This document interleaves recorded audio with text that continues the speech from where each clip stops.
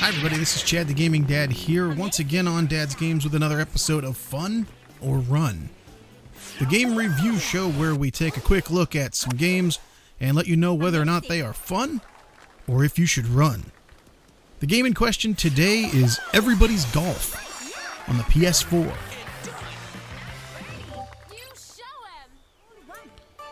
So Everybody's Golf just came out, and I say that this thing is sort of a sleeper hit. It snuck in there amongst a lot of other releases that are coming out right about this time with not a whole lot of news about it, but for those of us who have given it a try, we're really glad we did. So a little backstory on Everybody's Golf.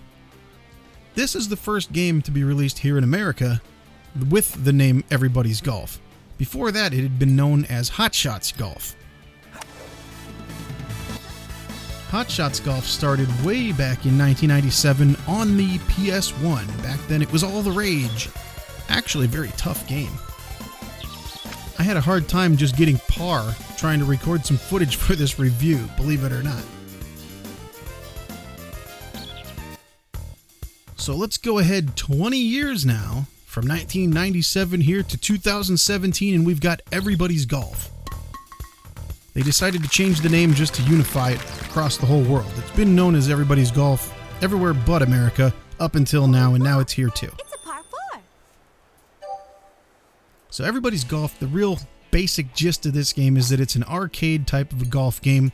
3-click swinging, where you hit it once to get the meter started, hit it a second time for power, and then hit it a third time to set your accuracy or your impact zone.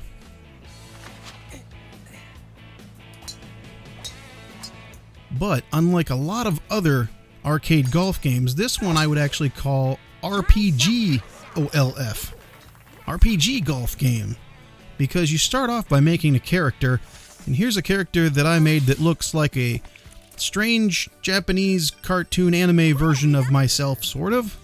My daughter says it looks, quote, stupid, but she's probably right. So I take my stupid character and I go ahead and I start golfing. And the thing that's great about it is that every time you use a club, if you do it successfully, hit a big enough shot, hit it accurately enough or whatever, you'll increase the stats. Now, I originally thought that you just increased the stats per club that you have in your bag, but it's actually your golfer whenever they're using that particular club. So when you see the driver, the one wood, gets an increase in power or something, that is increased for every driver that you use.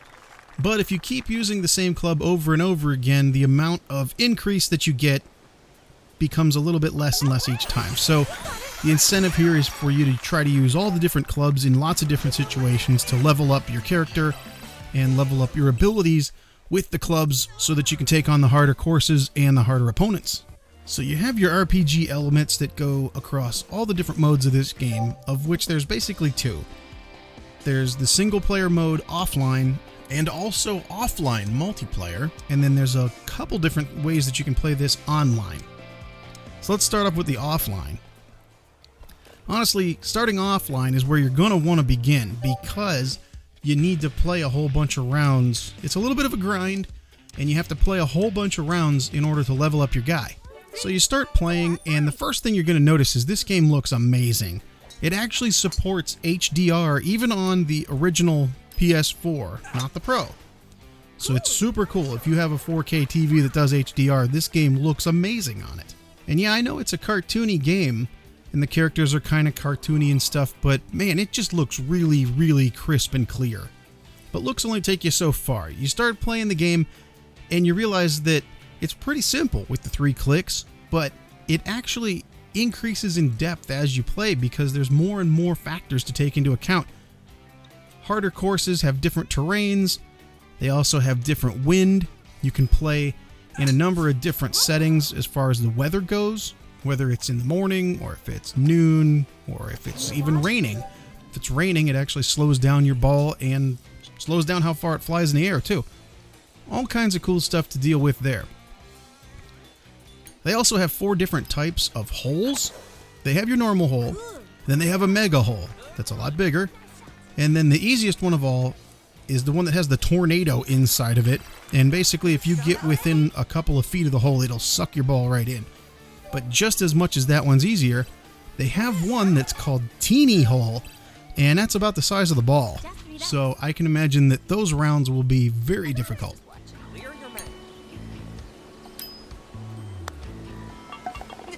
So you begin play and you can just pick a course and go out and start. Problem is there's only 5 courses included with this game, and the first course is the only one that you can play at the beginning. You have to level up in order to unlock more and more courses. And then because this game is not full price, it's only $40, you know there's going to be some stuff in there that they want to sell you. So yeah, there's a shop. That is one of the downsides of this game, although it's not full price up front. So if you don't care about buying the extra courses and stuff, you don't have to. I, of course, went ahead and bought both of the available courses right now because they're throwbacks to the games that I loved, the original Hot Shots Golf 1 and 2. Super cool stuff there.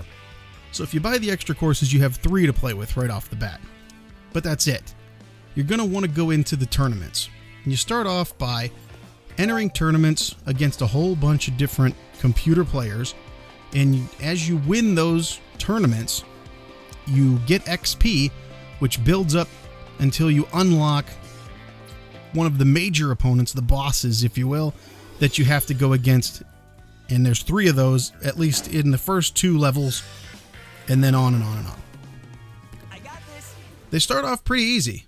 As you can see here, I'm facing off against what looks to be about a 4-year-old kid. And 1, 2, 3, knocked him out in no time flat. It's nice because when you have to face off against these bosses, especially in the early going here, it'll call the game if you win 3 holes. Basically, if you're up by 3. So if you win the first 3 holes, you're done. You beat that boss and you're on to the next one. There's other things to do in here. There's a guy that's a professor that will give you a bunch of questions, and you answer these questions in order to get certain unlocks. Basically things like different camera angles and stuff like that. Nothing too major, but it's a side thing that you're going to want to do. Your real goal at the beginning of playing this game is just getting enough rounds in to earn the XP, to face off against the bosses, to increase your level to a point where you then can unlock the golf cart. Now, you wouldn't think that a golf cart's a big deal, but in this game you kind of need it because when you're playing single player offline, not so important. But the other half of the game, the online portion of it, you're going to really want a golf cart. So let's move into the online portion of this and I'll tell you all about it. So for the online, you can enter into an open course with a whole bunch of other people and you just kind of run around. You don't start at hole 1 or anything like that. You can if you want to, but you could just go wander around and pick up coins and little power-ups and things like that. You can mess with people. You can run your golf cart into him if you want to. I tried to run this guy down with my golf cart while he was trying to take a shot. That was pretty fun. There's daily bonuses and things like that if you go ahead and play through all 9 of the holes that are in that open course. All kinds of stuff to do. You can set up your own matches with other people, like these ones that I found here. Let's take a look at what we have. We have Dave's room, Balls Deep's room, and many other ones. So those are all locked. Looks like those are all people. If you invite your friends or something, you can go ahead and have your own separate little golf game going. You can go ahead and actually do the 9 holes in a row to enter it on a leaderboard. And if you do something particularly well on that hole, you get a little figure that looks sort of like an amiibo at the tee box, and it'll show your character there and what you did to earn being there until someone else knocks you off the pedestal. But really, I'm saving the best for last. Outside of just playing this game by yourself at home, which is very enjoyable, the best part about this game is the turf war. The turf war is almost like, think of a multiplayer PvP type of a game, except set on a golf course. You go into 2 teams, red and blue, up to 10 players on each team. So far, I've only been in matches where there was maybe 5 or 6. There was even one with just 3. But as this game gets more popular, hopefully, these lobbies will fill up and we can have some real 10-on-10 battles here. Because what it does is it brings up 5 different holes and then says 3, 2, 1, sets you off on it, and that's why you need your golf cart, because you have to hurry up and get to the tee boxes. Everybody on your team plays the holes. If you get anything better than a par, actually a par or better, you get points. Those points go on your side, the red team, and the blue team, whichever one you're on. And you only have 10 minutes. There's 10 minutes to play as many holes and get as many points as you can as a team, and then each hole at the end is either won or lost. So there's 5 points to be had by your team by winning each hole. I have yet to actually win this, but I got pretty close. And let me tell you, it's so fun because instead of just playing a casual game of golf, you have to hurry. You have to rush your shots. And when you get a good shot, man, it feels good because you were hurrying and you were rushing and you're trying to get to the next hole and then the timer's going down and it's getting running out of time. We got to hurry up, run over to the other hole. It's hectic and it's fun and it's really a good time. And it really runs pretty well. There hasn't been a lot of slowdown. I did notice a good bit of lag when you're playing the open course where there's a whole bunch more people on the course and they're just running around doing random things. So that sometimes isn't so good. But the turf war I haven't had any problems with. It's pretty solid and you can actually play it just like you would a single player game. And you need that in a game like this where the 3-click system requires good timing in order to hit good shots.